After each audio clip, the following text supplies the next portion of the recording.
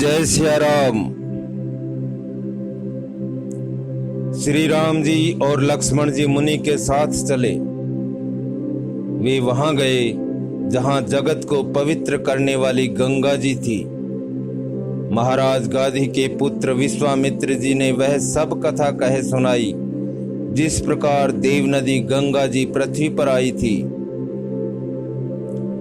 तब प्रभु ने ऋषियों सहित गंगा जी में स्नान किया। ब्राह्मणों ने भांति भांति के दान पाए। फिर मुनि वृंद के साथ प्रसन्न होकर चले और शीघ्र ही जनकपुर के निकट पहुंच गए। श्री राम जी ने जब जनकपुर की शोभा देखी तब वे छोटे भाई लक्ष्मण सहित अत्यंत हर्षित हुए। वहां अनेकों बावलियां, कुएं, नदी और तालाब हैं जिनमें अमृत के समान जल है और मणियों की सीढ़ियां बनी हुई हैं। मकरंद रस से मतवाले होकर भंवरे सुंदर गुंजार कर रहे हैं। रंग बिरंगे बहुत से पक्षी मधुर शब्द कर रहे हैं। रंग रंग के कमल खिले हैं। सदा सब ऋतुओं में सुख देने वाला शीतल मंद सुगंध पवन बह रहा है। पुष्प वाटिका, फुलवारी, बाग और वन जिनमें बहुत से पक्षियों का निवास है, फूलते फलते और सुंदर पत्तों से लदे हुए नगर के चारों ओर सुशोभित हैं। नगर की सुंदरता का वर्णन करते नहीं बनता। मन जहां जाता है वहीं लुभा जाता, रम जाता है। सुंदर बाजार हैं, मणियों से बने हुए विचित्र छज्जे हैं, मानो ब्रह्मा ने उन्हें अपने हाथों से बनाया है। कुबेर के समान श्रेष्ठ धनी व्यापारी सब प्रकार की अनेक वस्तुएं लेकर दुकानों में बैठे हैं। सुंदर चौराहे और सुहावनी गलियां सदा सुगंध से सिंची रहती हैं। सबके घर मंगलमय हैं और उन पर चित्र कढ़े हुए हैं जिन्हें मानो कामदेव रूपी चित्रकार ने अंकित किया है। नगर की सभी स्त्री पुरुष सुंदर, पवित्र, साधु स्वभाव वाले, धर्मात्मा, ज्ञानी और गुणवान हैं। जहां जनक जी का अत्यंत अनुपम सुंदर निवास स्थान महल है, वहां के विलास ऐश्वर्य को देखकर देवता भी थकित स्तंभित हो जाते हैं। मनुष्यों की तो बात ही क्या, कोट राजमहल के परकोटे को देखकर चित्त चकित हो जाता है। ऐसा मालूम होता है मानो उसने समस्त लोकों की शोभा को रोक घेर रखा है। उज्जवल महलों में अनेक प्रकार के सुंदर रीति से बने हुए मणि जटित सोने की जरी के पर्दे लगे हैं। सीता जी के रहने के सुंदर महल की शोभा का वर्णन किया ही कैसे जा सकता है।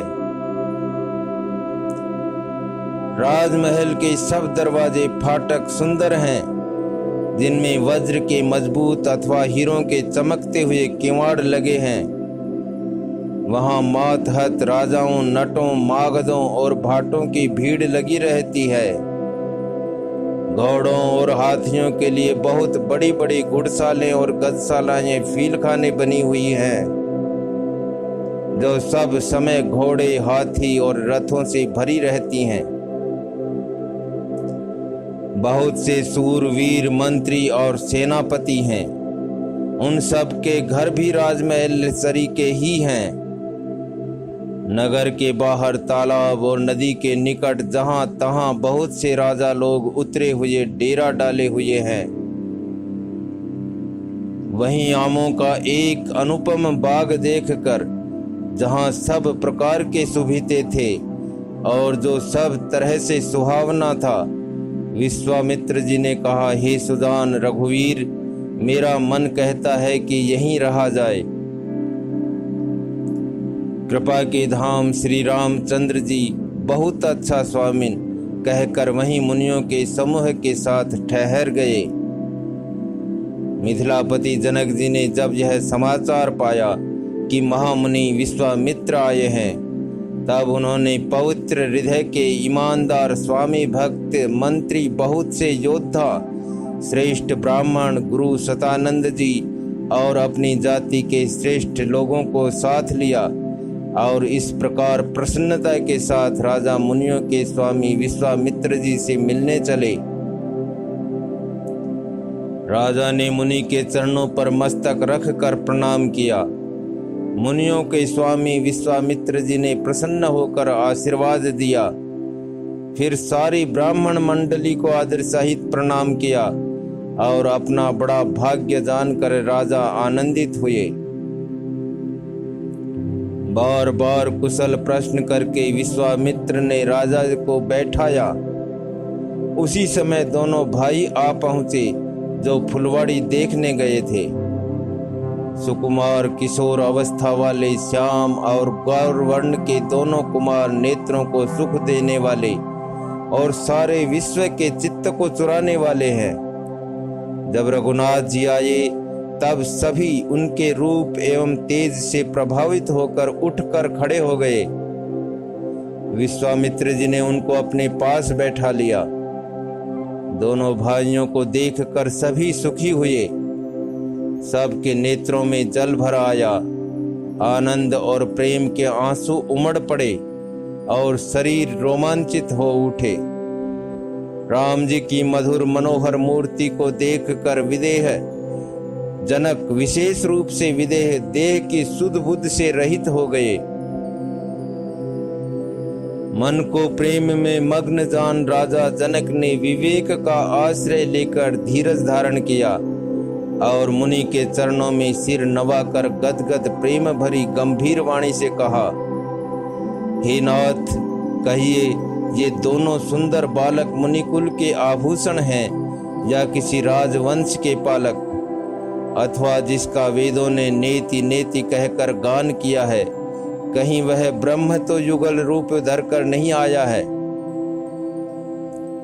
मेरा मन जो स्वभाव से ही वैराग्य रूप बना हुआ है, इन्हें देखकर इस तरह मुग्ध हो रहा है जैसे चंद्रमा को देखकर चकोर।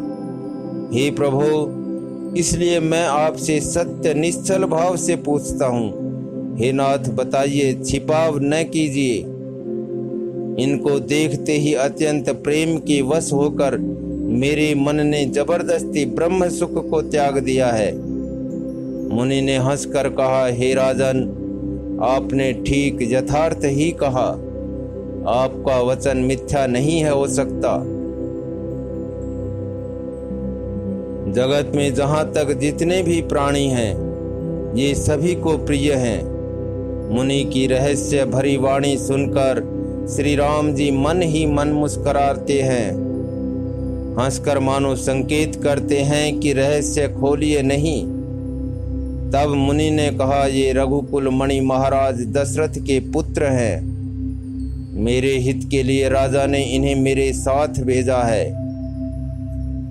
ये राम और लक्ष्मण दोनों श्रेष्ठ भाई, रूप शील और बल के धाम हैं। सारा जगत इस बात का साक्षी है कि इन्होंने युद्ध में असुरों को जीतकर मेरे यज्ञ की रक्षा की है। राजा ने कहा, हे मुनि, आपके चरणों के दर्शन कर मैं अपना पुण्य प्रभाव कह नहीं सकता। ये सुंदर श्याम और गौर वर्ण के दोनों भाई आनंद को भी आनंद देने वाले हैं। इनकी आपस की प्रीति बड़ी पवित्र और सुहावनी है। वह मन को बहुत भाती है, पर वाणी से कही नहीं जा सकती। विदेह जनक जी आनंदित होकर कहते हैं, हे नाथ, सुनिए, ब्रह्म और जीव की तरह इनमें स्वाभाविक प्रेम है। राजा बार बार प्रभु को देखते हैं, दृष्टि वहां से हटना ही नहीं चाहती। प्रेम से शरीर पुलकित हो रहा है और हृदय में बड़ा उत्साह है। फिर मुनि की प्रशंसा करके और उनके चरणों में सिर नवाकर राजा उन्हें नगर में लिवा चले। एक सुंदर महल जो सब समय सभी ऋतुओं में सुखदायक था, वहां राजा ने उन्हें ले जाकर ठहराया। तदनंतर सब प्रकार से पूजा और सेवा करके राजा विदा मांग कर अपने घर गए। रघुकुल के शिरोमणि प्रभु श्री रामचंद्र जी ऋषियों के साथ भोजन और विश्राम करके भाई लक्ष्मण समेत बैठे। उस समय पहर भर दिन रह गया। लक्ष्मण जी के हृदय में विशेष लालसा है कि जाकर जनकपुर देख आवें, परंतु प्रभु श्री रामचंद्र जी का डर है और फिर मुनि से भी सकुचाते हैं, इसलिए प्रकट में कुछ नहीं कहते, मन ही मन मुस्कुरा रहे हैं। अंतर्यामी श्री रामचंद्र जी ने छोटे भाई के मन की दशा जान ली। तब उनके हृदय में भक्त वत्सलता उमड़ आई।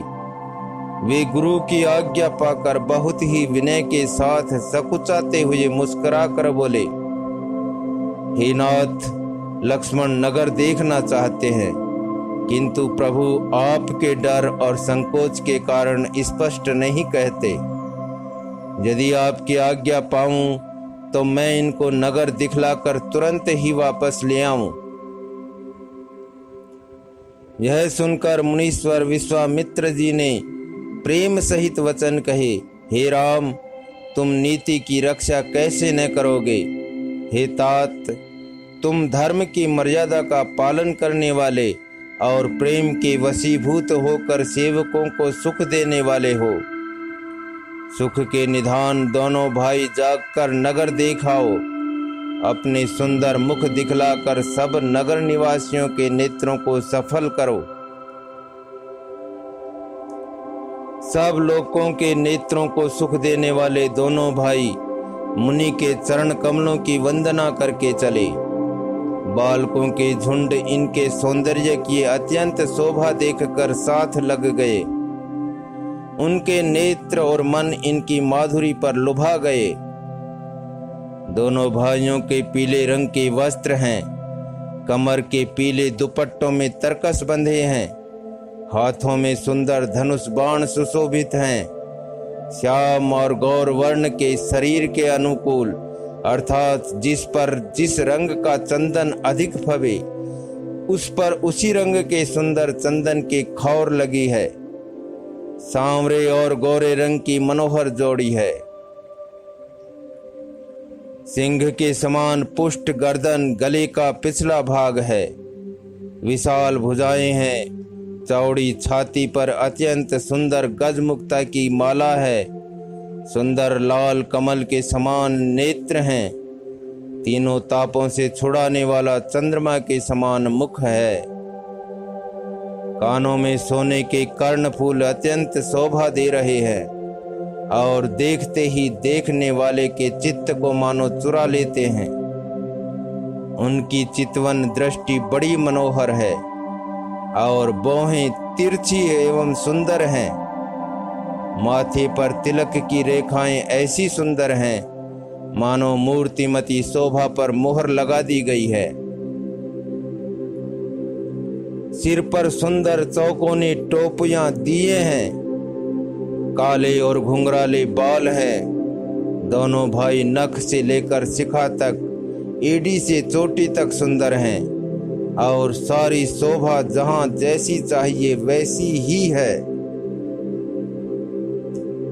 जब पूर्ववासियों ने यह समाचार पाया कि दोनों राजकुमार नगर देखने के लिए आए हैं, तब वे सब घर बार और सब कामकाज छोड़कर ऐसे दौड़े मानो दरिद्री धन का खजाना लूटने दौड़े हों।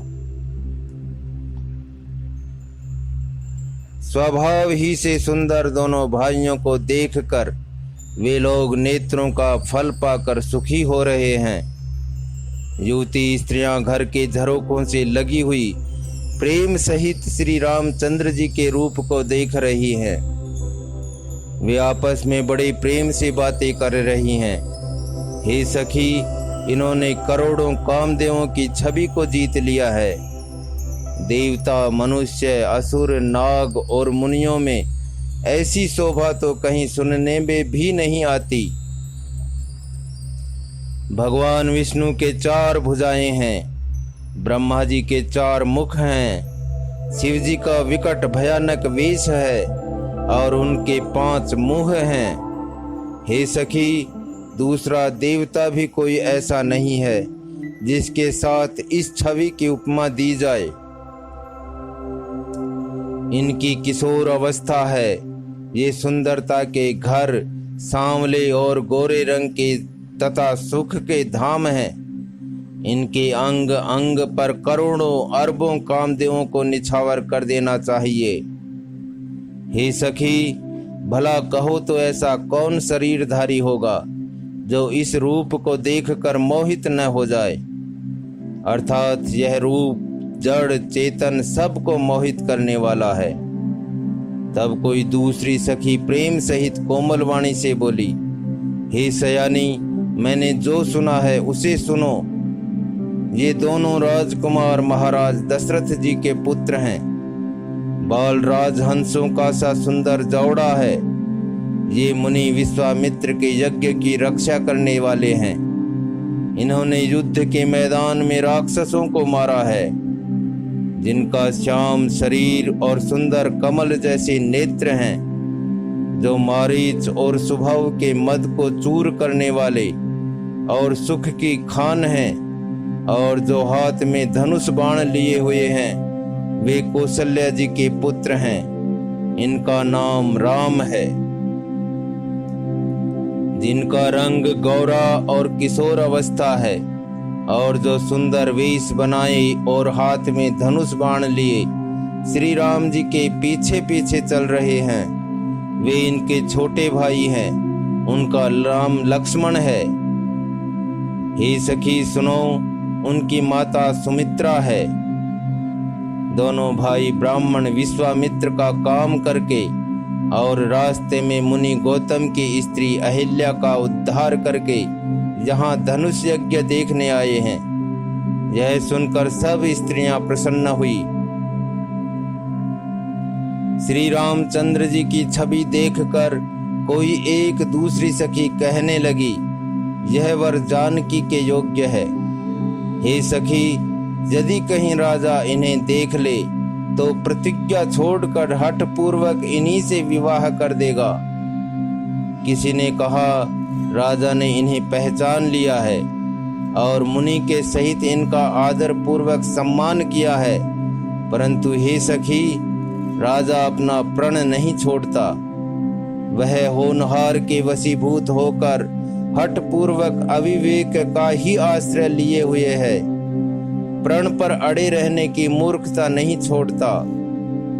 कोई कहती है, यदि विधाता भले हैं और सुना जाता है कि वे सबको उचित फल देते हैं, तो जानकी जी को यही वर मिलेगा। हे सखी, इसमें संदेह नहीं है। जो दैव योग से ऐसा संयोग बन जाए तो हम सब लोग कृतार्थ हो जाएं। हे सखी, मेरे तो इसी से इतने अधिक आतुरता हो रही है कि इसी नाते कभी ये यहाँ आवेंगे। नहीं तो विवाह न हुआ तो हे सखी सुनो, हमको इनके दर्शन दुर्लभ है। यह संयोग तभी हो सकता है जब हमारे पूर्व जन्मों के बहुत पुण्य हो। दूसरी ने कहा, हे सखी, तुमने बहुत अच्छा कहा।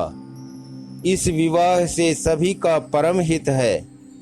किसी ने कहा, शंकर जी का धनुष कठोर है और ये सांवले राजकुमार कोमल शरीर के बालक हैं। हे सयानी, सब असमंजस ही है। यह सुनकर दूसरी सखी कोमल वाणी से कहने लगी, हे सखी, इनके संबंध में कोई कोई ऐसा कहते हैं कि ये देखने में तो छोटे हैं, पर इनका प्रभाव बहुत बड़ा है। जिनके चरण कमलों की धूलि का स्पर्श पाकर अहिल्या तर गई, जिसने बड़ा भारी पाप किया था, वे क्या शिव जी का धनुष बिना तोड़े रहेंगे? इस विश्वास को भूलकर भी नहीं छोड़ना चाहिए। जिस ब्रह्मा ने सीता को संवार कर बड़ी चतुराई से रचा है, उसी ने विचार कर सांवला वर भी रच रखा है। उसके ये वचन सुनकर सब हर्षित हुई और कोमल वाणी से कहने लगी, ऐसा ही हो। सुंदर मुख और सुंदर नेत्रों वाली स्त्रियां समूह की समूह हृदय में हर्षित होकर फूल बरसा रही हैं। जहां जहां दोनों भाई जाते हैं वहां वहां परम आनंद छा जाता है। दोनों भाई नगर के पूरब की ओर गए, जहां धनुष यज्ञ के लिए रंग भूमि बनाई गई थी। बहुत लंबा चौड़ा सुंदर ढाला हुआ पक्का आंगन था, जिस पर सुंदर और निर्मल वेदी सजाई गई थी। चारों ओर सोने के बड़े बड़े मंच बने थे, जिन पर राजा लोग बैठेंगे। उनके पीछे समीप ही चारों ओर दूसरे मचानों का मंडलाकार घेरा सुशोभित था। वह कुछ ऊंचा था और सब प्रकार से सुंदर था। जहां जाकर नगर के लोग बैठेंगे, उन्हीं के पास विशाल एवं सुंदर सफेद मकान अनेक रंगों के बनाए गए हैं। जहां अपने अपने कुल के अनुसार सब स्त्रियां यथा योग्य जिसको जहां बैठना उचित है बैठकर देखेंगी। नगर के बालक कोमल वचन कह कह कर आदर पूर्वक प्रभु श्री रामचंद्र जी को यज्ञशाला की रचना दिखला रहे हैं। सब बालक इसी बहाने प्रेम के वश में होकर श्री राम जी के मनोहर अंगों को छूकर शरीर से पुलकित हो रहे हैं और दोनों भाइयों को देख देख कर उनके हृदय में अत्यंत हर्ष हो रहा है। श्री रामचंद्र जी ने सब बालकों को प्रेम के वश जानकर यज्ञ भूमि के स्थानों की प्रेम पूर्वक प्रशंसा की। इससे बालकों का उत्साह, आनंद और प्रेम और भी बढ़ गया, जिससे वे सब अपनी अपनी रुचि के अनुसार उन्हें बुला लेते हैं और प्रत्येक के बुलाने पर दोनों भाई प्रेम सहित उनके पास चले जाते हैं। कोमल, मधुर और मनोहर वचन कहकर श्री राम जी अपने छोटे भाई लक्ष्मण को यज्ञ भूमि की रचना दिखलाते हैं, जिनकी आज्ञा पाकर माया लव निमेष पलक गिरने के चौथाई समय में ब्रह्मांडों के समूह रच डालती है। वही दिनों पर दया करने वाले श्री राम जी भक्ति के कारण धनुष यज्ञशाला को चकित होकर आश्चर्य के साथ देख रहे हैं। इस प्रकार सब कौतुक विचित्र रचना देख कर वे गुरु के पास चले। देर हुई जानकर उनके मन में डर है, जिनके भय से डर को भी डर लगता है, वही प्रभु भजन का प्रभाव दिखला रहे हैं, जिसके कारण ऐसे महान प्रभु भी भय का नाट्य करते हैं। उन्होंने कोमल, मधुर और सुंदर बातें कहकर बालकों को जबरदस्ती विदा किया। फिर भय, प्रेम, विनय और बड़े संकोच के साथ दोनों भाई गुरु के चरण कमलों में सिर नवाकर आज्ञा पाकर बैठे। रात्रि का प्रवेश होते ही संध्या के समय मुनि ने आज्ञा दी। तब सब ने संध्या वंदन किया। फिर प्राचीन कथाएं तथा इतिहास कहते कहते सुंदर रात्रि दोपहर बीत गई। तब श्रेष्ठ मुनि ने जाकर शयन किया। दोनों भाई उनके चरण दबाने लगे, जिनके चरण कमलों के दर्शन एवं स्पर्श के लिए वैराग्यवान पुरुष भी भांति भांति के जप और योग करते हैं। वे ही दोनों भाई मानो प्रेम से जीते हुए प्रेम पूर्वक गुरुजी के चरण कमलों को दबा रहे हैं। मुनि ने बार बार आज्ञा दी। तब श्री रघुनाथ जी ने जाकर शयन किया। श्री राम जी के चरणों को हृदय से लगाकर भय और प्रेम सहित परम सुख का अनुभव करते हुए लक्ष्मण जी उनको दबा रहे हैं। प्रभु श्री रामचंद्र जी ने बार बार कहा, हे तात अब सो जाओ। तब वे उन चरण कमलों को हृदय में धरकर लेट रहे। रात बीतने पर मुर्गे का शब्द कानों से सुनकर लक्ष्मण जी उठे। जगत के स्वामी सुदान श्री रामचंद्र जी भी गुरु से पहले ही जाग गए। सब शौच क्रिया करके वे जाकर नहाए।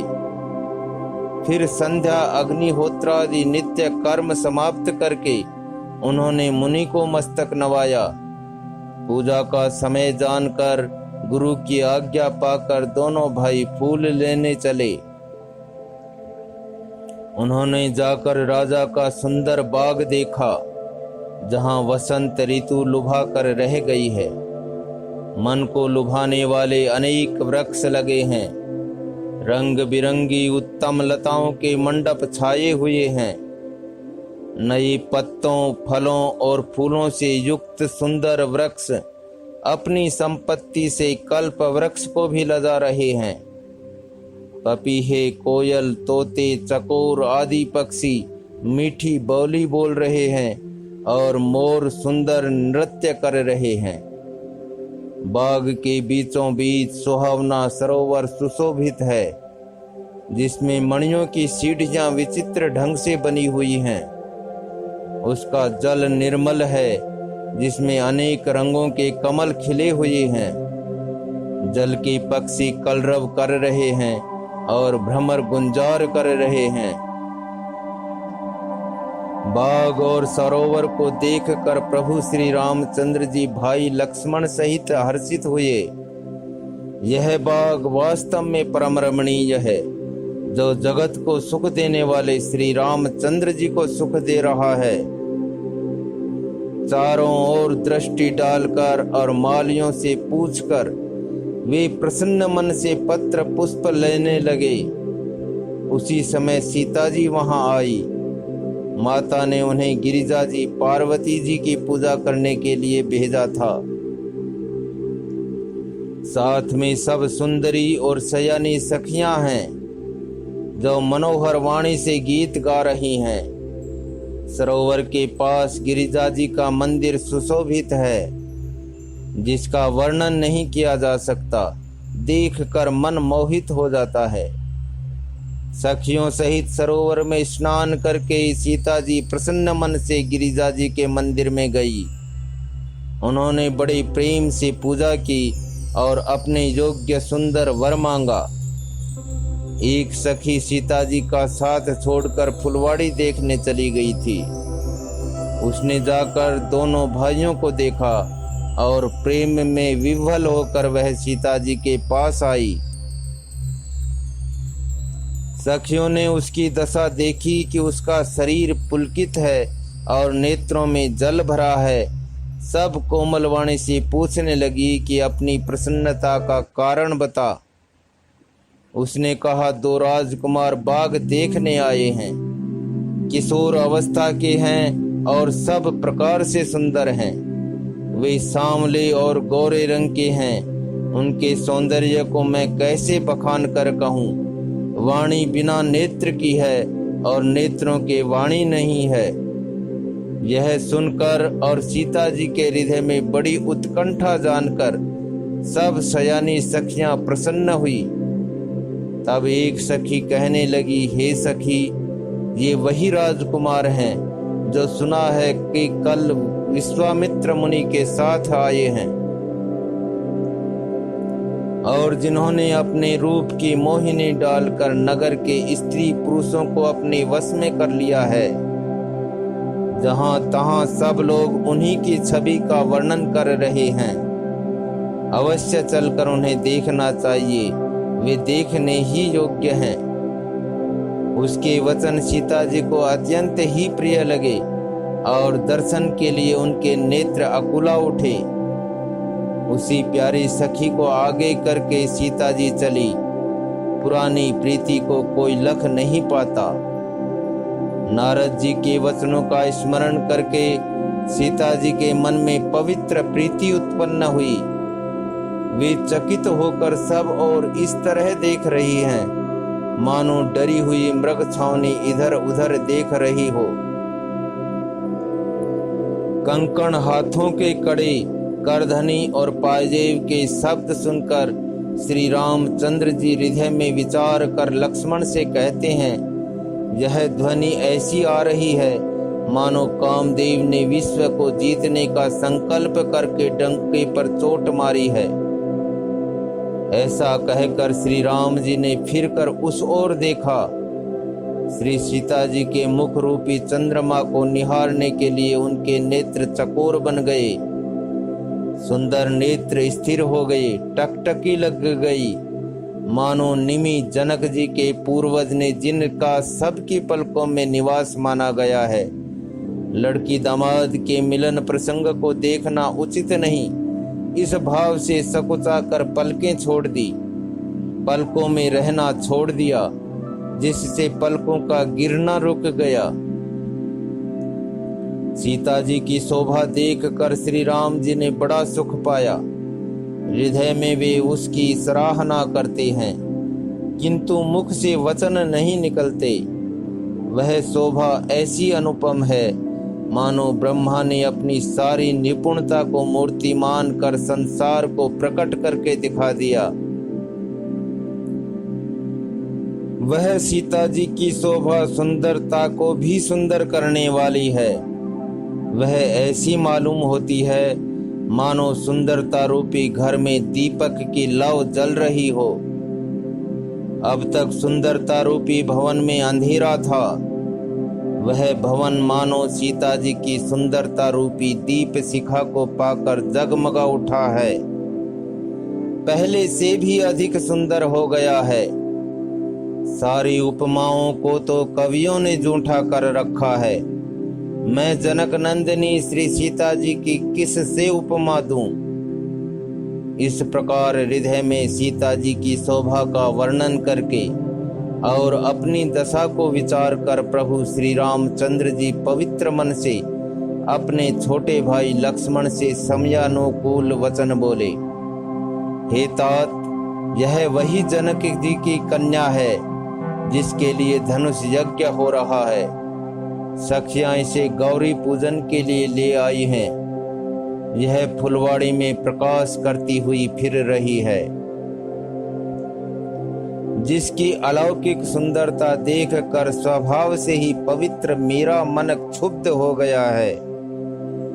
वह सब कारण अथवा उसका सब कारण तो विधाता जाने, किंतु हे भाई सुनो, मेरे मंगलदायक दाहिने अंग फड़क रहे हैं।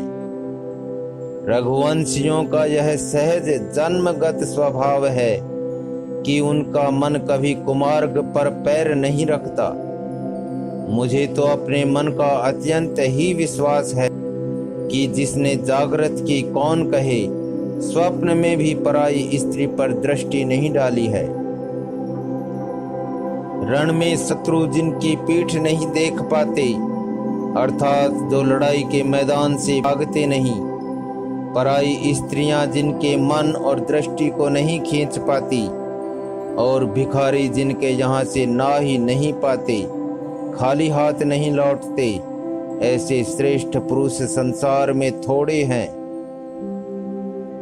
यूं श्री राम जी छोटे भाई से बातें कर रहे हैं, पर मन सीता जी के रूप में लुभाया हुआ उनके मुख रूपी कमल के छवि रूप मकरंद रस को भौरे की तरह पी रहा है। सीता जी चकित होकर चारों ओर देख रही हैं। मन इस बात की चिंता कर रहा है कि राजकुमार कहाँ चले गए। बाल मृगनयनी मृग के छोने की सी आंख वाली सीता जी जहाँ दृष्टि डालती हैं, वहां मानो श्वेत कमलों की कतार बरस जाती है। तब सखियों ने लता की ओट में सुंदर श्याम और गौर कुमारों को दिखलाया। उनके रूप को देखकर नेत्र ललचा उठे। वे ऐसे प्रसन्न हुए मानो उन्होंने अपना खजाना पहचान लिया। श्री रघुनाथ जी की छवि देखकर नेत्र थकित निश्चल हो गए। पलकों ने भी गिरना छोड़ दिया। अधिक स्नेह के कारण शरीर विह्वल बेकाबू हो गया, मानो शरद ऋतु के चंद्रमा को चकोरी बेसुध हुई देख रही हो। नेत्रों के रास्ते श्री राम जी को हृदय में लाकर चतुर शिरोमणि जानकी जी ने पलकों के किवाड़ लगा दिए, अर्थात नेत्र मूंद कर उनका ध्यान करने लगी। जब सखियों ने सीता जी को प्रेम के वश जाना, तब वे मन में सकुचा गई, कुछ कह नहीं सकती थी। उसी समय दोनों भाई लता मंडप कुंज में से प्रकट हुए, मानो दो निर्मल चंद्रमा बादलों के पर्दे को हटाकर निकले हों। दोनों सुंदर भाई शोभा की सीमा हैं। उनके शरीर की आभा नीले और पीले कमल की सी है। सिर पर सुंदर मोर पंख सुशोभित है। उनके बीच बीच में फूलों की कलियों के गुच्छे लगे हैं। माथे पर तिलक और पसीने की बूंदें शोभायमान हैं।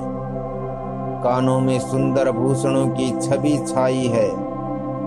टेढ़ी भौहें और घुंघराले बाल हैं। नए लाल कमल के समान रत्नारे लाल नेत्र हैं। ठोड़ी, नाक और गाल बड़े सुंदर हैं और हंसी की शोभा मन को मोह लिए लेती है। मुख की छवि तो मुझसे कही ही नहीं जाती, जिसे देखकर बहुत से कामदेव लजा जाते हैं। वक्ष स्थल पर मणियों की माला है। शंख के सदृश सुंदर गला है। कामदेव के हाथी के बच्चे की सूंड के समान उतार चढ़ाव वाली एवं कोमल भुजाएं हैं, जो बल की सीमा है। जिसके बाएं हाथ में फूलों सहित दोना है। हे सखी, वह सांवला कुंवर तो बहुत ही सलोना है। सिंह की सी पतली लचीली कमर वाले, पीतांबर धारण किए हुए, शोभा और शील के भंडार, सूर्य कुल के भूषण श्री रामचंद्र जी को देखकर सखियां अपने आप को भूल गई। एक चतुर सखी धीरज धरकर हाथ पकड़कर सीता जी से बोली, गिरिजा जी का ध्यान फिर कर लेना। इस समय राजकुमार को क्यों नहीं देख लेती। तब सीता जी ने सकुचा कर नेत्र खोले और रघुकुल के दोनों सिंहों को अपने सामने खड़े देखा। नख से शिखा तक श्री राम जी की शोभा देखकर और फिर पिता का प्रण याद करके उनका मन बहुत क्षुब्ध हो गया। जब सखियों ने सीता जी को परवश प्रेम के वश देखा, तब सब भयभीत होकर कहने लगी, बड़ी देर हो गई, अब चलना चाहिए, कल इसी समय फिर आएंगी। ऐसा कहकर एक सखी मन में हंसी। सखी की यह रहस्य भरी वाणी सुनकर सीता जी सकुचा गई। देर हो गई जान उन्हें माता का भय लगा। बहुत धीरज धरकर वे श्री रामचंद्र जी को हृदय में ले आई और उनका ध्यान करती हुई अपने को पिता के अधीन जानकर लौट चली।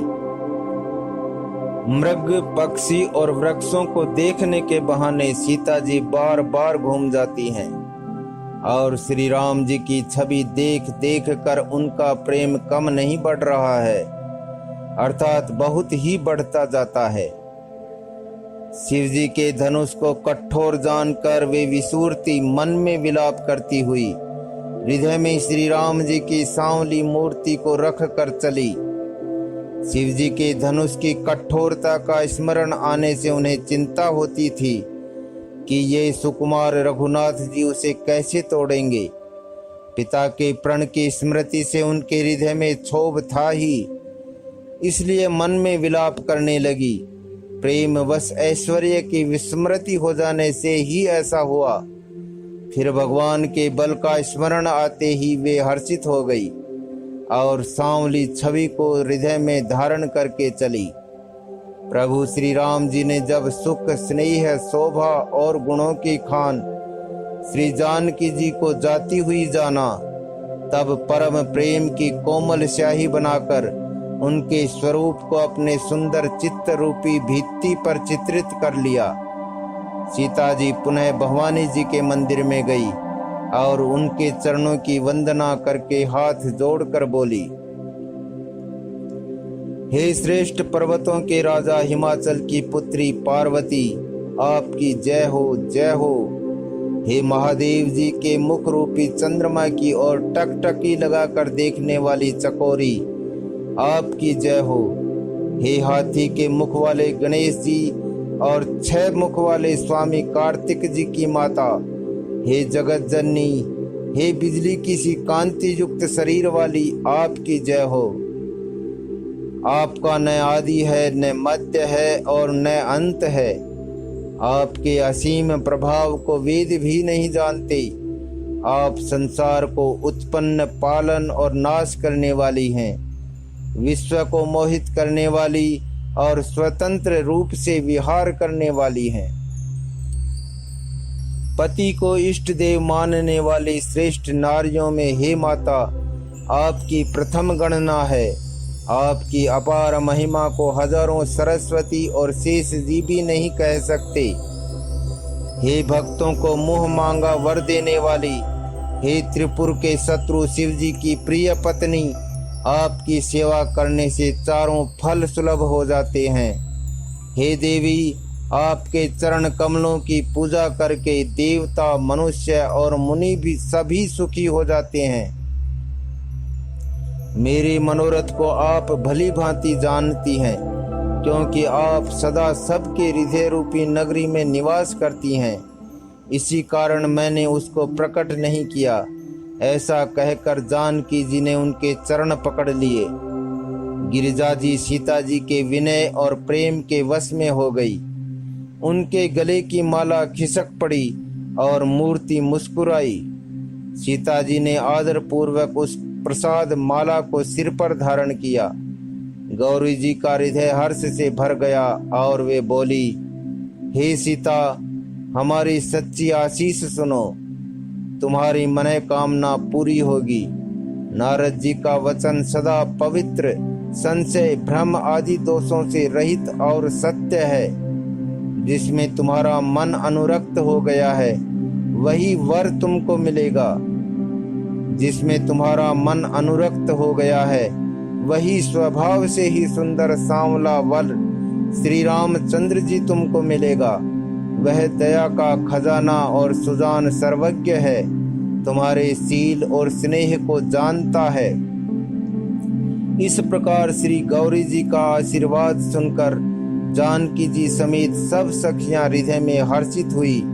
तुलसीदास जी कहते हैं, भवानी जी को बार बार पूजकर सीता जी प्रसन्न मन से राजमहल का लौट चली। गौरी जी को अनुकूल जानकर सीता जी के हृदय को जो हर्ष हुआ वह कहा नहीं जा सकता।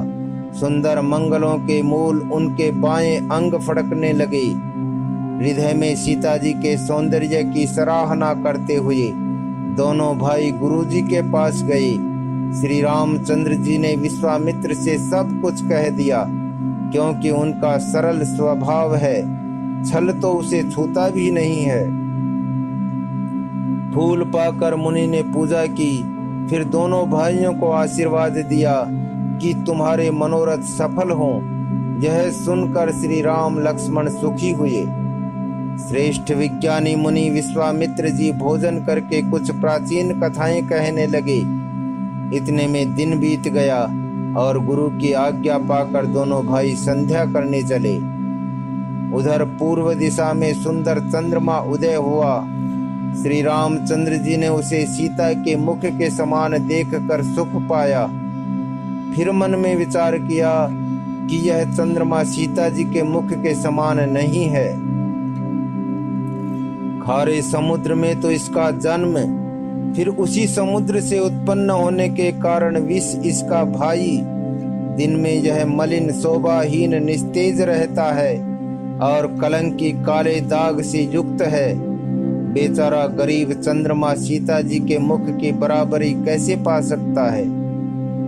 फिर यह घटता बढ़ता है और विरहिणी स्त्रियों को दुख देने वाला है। राहु अपनी संधि में पाकर इसे ग्रस लेता है।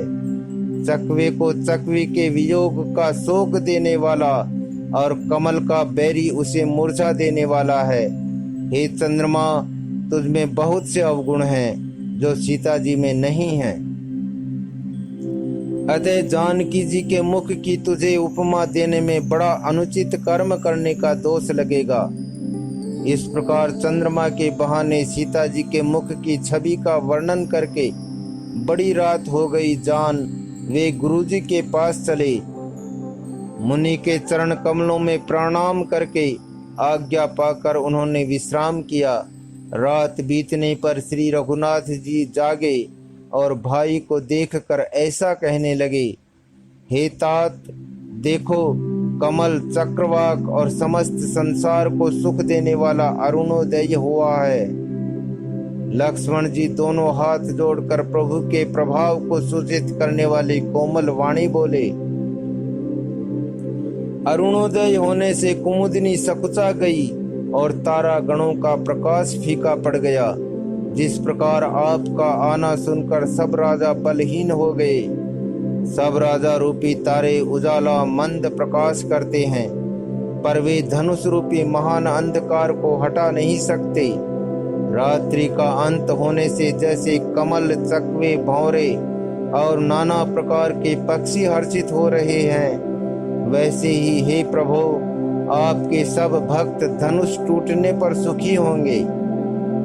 सूर्य उदय हुआ, बिना ही परिश्रम अंधकार नष्ट हो गया, तारे छिप गए, संसार में तेज का प्रकाश हो गया। हे रघुनाथ जी, सूर्य ने अपने उदय के बहाने सब राजाओं को प्रभु आपका प्रताप दिखलाया है। आपकी भुजाओं के बल की महिमा को उद्घाटित करने, खोलकर दिखाने के लिए ही धनुष तोड़ने की यह पद्धति प्रकट हुई है। भाई के वचन सुनकर प्रभु मुस्कुराए। फिर स्वभाव से ही पवित्र श्री राम जी ने शौच से निवृत्त होकर स्नान किया और नित्य कर्म करके वे गुरु जी के पास आए। आकर उन्होंने गुरु जी के सुंदर चरण कमलों में सिर नवाया। तब जनक जी ने शतानंद जी को बुलाया और उन्हें तुरंत ही विश्वामित्र मुनि के पास भेजा। उन्होंने आकर जनक जी की विनती सुनाई। विश्वामित्र जी ने हर्षित होकर दोनों भाइयों को बुलाया। शतानंद जी के चरणों की वंदना करके प्रभु श्री रामचंद्र जी गुरु जी के पास जा बैठे। तब मुनि ने कहा, हे तात, चलो, जनक जी ने बुला भेजा है। मास पारायण